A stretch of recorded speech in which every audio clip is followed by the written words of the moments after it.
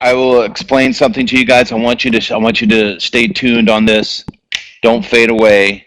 I hope I don't bore you. But when this was explained to me, what I'm about ready to tell you, and I've seen it with some of my students, but for me, at that moment, from that day forward, my training, my singing changed forever because I understood the musculature.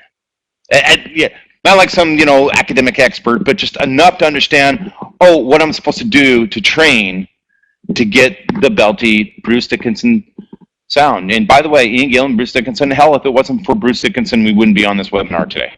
For me, true. Okay, I mean, it's a major influence and inspiration for me. Right. So now, I'm not a scientist, so this is probably oversimplifying, but it's enough for us to get the point. There are two muscles involved with the vocal folds. Okay, one is the CT, or the cricothyroid muscle. It is responsible for elongating the vocal folds. All right. Thus, the cricothyroid is responsible for giving us pitch. This is a cricothyroid dominant phonation.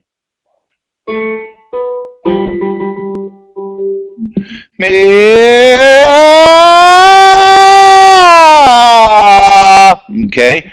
Now, I didn't claim that it sounded great. I didn't claim that it sounded powerful. I didn't even claim that it was a belt or any of that.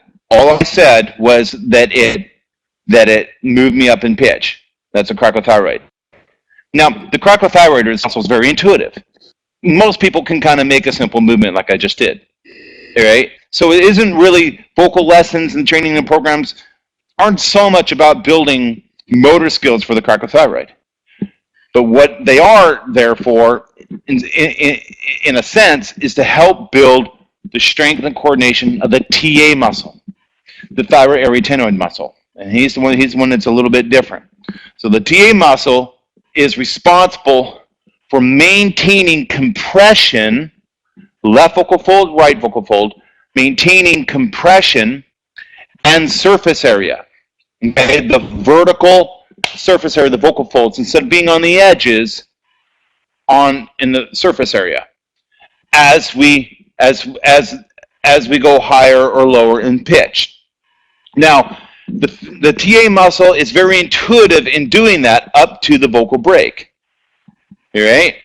And that's part of why below the vocal break, it's very intuitive for all of us. It's the chest voice.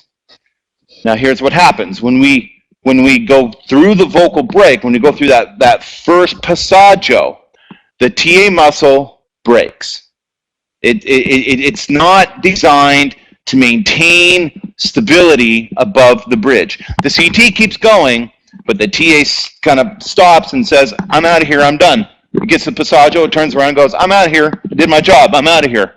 Right? And it leaves, and then, but what we do, training, is you grab the TA as he's walking out the room, you grab him by the shirt and you go, not so fast, buddy. Not so fast.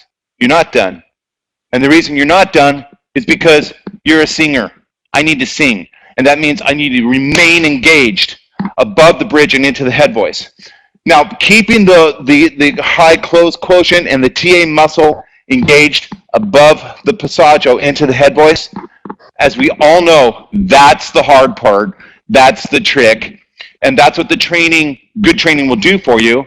And back to my story, that's what the dampen and release plosive onsets and glottal attacks, onsets into vowels, did for me and a lot of my students to help me sing a hell of a lot better.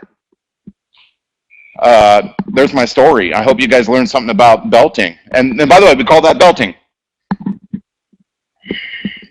And like I said, there is a point where you reach where the TAs start to turn off. And you need to have both the endurance and the control over it at that point to slowly let them turn off, rather than just, there's a point where you just switch to head voice and that's it. That's all you got is light mass head voice.